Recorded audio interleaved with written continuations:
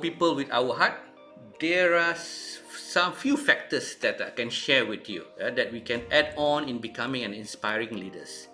So I call it the 5 fundamentals, the 5 fundamentals, right? So number 1, let's start with have a clear purpose. That's number 1. Have a clear purpose. Always ask yourself, why we are here. Why we are here? Because we need to focus on the journey, not only the end result. We need to focus on the journey, what we can do along the journey, what are the challenges that we might face along the journey. So many can happen during the journey, so that will make us aware and alert all the time. So that's where we need to prepare our people. We must share with our people our direction or our vision, not just thinking of our personal growth. It also about the growth of our people. So it's interlinked, it's intertwined. In order to see our people to grow further, okay, we have to do more than what we're supposed to do. I'll give you one story, one example. Few years ago, many years ago, not few, I had an opportunity to work under great leadership of one general manager and also one resident manager. So both of them came in to Malaysia and to the organization and set the tone from the moment they came in, right? The moment the team coming in, they start setting the tone. So they were supposed to do a rebranding of the organization. So while doing rebranding, it's not about just setting the tone. They also draw clearly the direction and also the vision, so the people can see the future or what future look like. So they made it clear and concise to be number 1 organization, loved by the people and loved by the customer in Asia Pacific. So it was very clear. It was really clear. You can see that it was about people development. When you have better people, then you will have company's profitability. So again, it's interlinked. So I remember one of our first activity, activity that started by the senior leadership team. They were organizing once a week audio book session. Last time tak ada LinkedIn Learning, tak ada the online, tak ada. So cassette a long time ago. So you know already lah how old am I, right? So the senior leadership, they organize a weekly audio book session, play cassette. So first, I remember the first book was introduced to us. It's called Good to Great, written by James Collin. So we spend approximately within, I think, around 30 minutes every day just to listen to audio. Time can be after 5 or maybe that one want to break. Then after that, we had a discussion on the key points or key messages that we captured during the audio session. So one of the points that we like the most is like, in the Good to Great, we mentioned about having a level 5 leadership. Means that having an ambitious leaders that care more on the cause, on the purpose, that care more on the organization rather than themselves. Something that relevant to our topic today. That's why I like that book. Okay. Also at the same time, our human resource division did some promoting a daily motivation by using phrases that they captured from another book called A Carrot a Day. This book written by Adrian Gostick and Chester Elton. You can find it later. Some of you maybe read it already. So it was clearly said that the leadership, our leadership team that time, really embracing the organization vision, mission, and values. Not just inside the frame. They practice it. They talk about it and do some activity. So always action. And you want to know what is the outcome? What was the outcome after that? After 3 years, that organization achieved the vision that they started 3 years before, becoming number 1 in Asia Pacific. That is what we call the power of having clear purpose. And my fellow leaders, let's start finding our own purpose. Number 2, instill trust. How to instill trust? Building bridges. We talked about it earlier. When talk about connecting with our people, because we earlier already emphasized on connecting with our people and and then get to know them, get to know the people around us also. So it's also about listen carefully. It's about listen carefully to our people's feedback and also recommendation. We need to also learn to empathize, and you will see once we're doing this, right? Listen, talk to them, build bridges, can see the changes that we want to see. So another example, one of the organization that I work with, um, I was just been transferred to that organization, yeah, as a HR. So quite tough challenge that time, because that organization famous for the union. So I'm joining as a HR head. We did the first 3 months. We did a few activities just to start bonding the team, to start collaborating interdepartment. We do one of the best, even annual dinner, nice prizes, thinking that this is what our people want, right? So working in that organization, every quarter they have to do an employee survey. They have to do employee survey. So it just happened after we did all the thing that my first 3 months is over. So we had our first employee survey for that year. 2 months later, the result came out, and then the result is not really what we want to see and not really what we want to hear. Apparently, the result was really, really bad. That organization's result was like the bottom three of a list of organizations around the region, right? Bottom three around the region. So really frustrating moment for all of us. Me and the GM sit down and like cracking our head, keep thinking, what else do they want? What else? We have done everything. We spend a lot of money on activities. We spend a lot of money on even food, right? In the staff cafeteria, but no changes. It might make it worse. Then we were enough of thinking. Then we come up with the idea. Okay, let's do this. Let's do some digging. We need to dig some finding. What can we do? So we did a session called focus group session. So we divided into departmental, and then we divided according to the position, because we want to make sure that every single thing expressed or every single information shared, they feel that nobody is like there to take action upon them. So after 2 weeks of focus group, then we got the result. We got the analysis of the result. Then apparently the top reason why we are bottom three, there's only one reason. Yep, I guess all of you can guess already. It's all because of leadership. It's not about the money they spend. It's not about the activity that we did. It's go back to the leadership. One of the scenario is very simple. Said they are not happy because people don't recognize not only the achievement. People don't recognize their mistake. Can you imagine that? They want the manager to school them for making for the mistake they made. So from that they can learn. But what happened is, even though they came late, make mistake, nobody say anything. So it feel like, hey, I'm here to grow. Okay, I'm here to be inspired. So I need my leaders to talk to me and then lead me and tell me the best way to be a better person in this organization.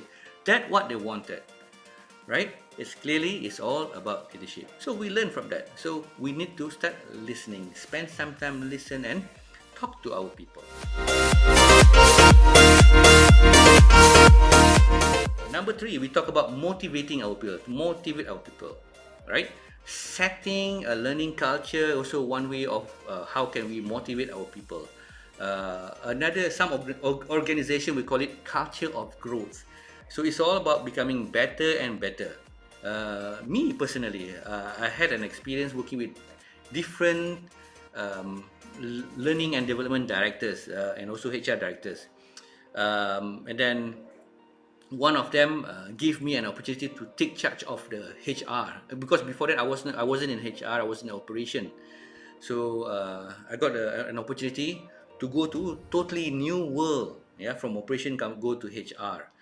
Of course, I have a doubt, but my leader on that time give me 100% support. Okay, they use a program called a 360 program lah. Basically, that's a name, but under the, in the bracket, it's like throwing you to the ocean and let you swim and experience what's supposed to be experienced. But luckily, the leadership team is always there to support. Okay, thanks God, after many years, I learned a lot. I learned a lot from that. Okay, so sometimes motivate is not just about hey rara. Sometimes motivate is about telling telling your people what success look like. Okay, what happen if you are at this level and you're holding this position? What can you? What difference you can make after that? Okay, so that's number 3. Number 4, talk about taking 100% accountability. Whatever things happen, own it. Because as a leader, we always have to take the hit, right? We always have to be in the front. Not hiding behind the wall, not hiding behind the door, okay? Not tai chi, right? Or not even witch hunting, cari salah, right? So, or finding fault, or fault finding.